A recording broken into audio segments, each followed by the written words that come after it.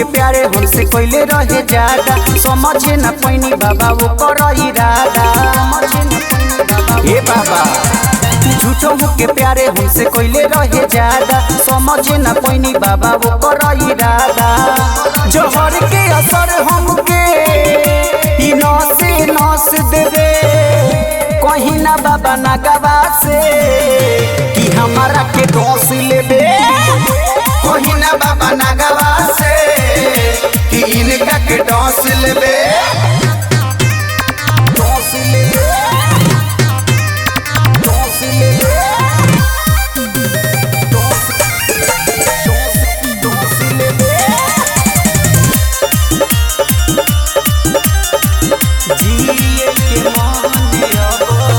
जिए के मन अब तनिको न करे, कइले बिया छल बाबा हमारा से बरे। हे बाबा बाटे रउआ से इहे निहोरा, पूरा कदी कहल बाबा मोरा।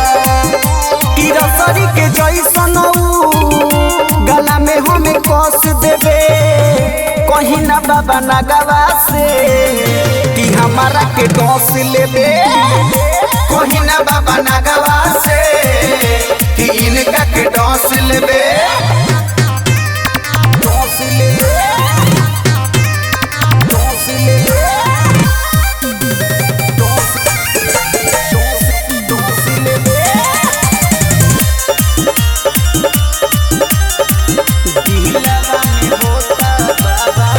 दिलवा में होता बाबा दर्द बड़ी, दीही सारा परौआ करो भी परी।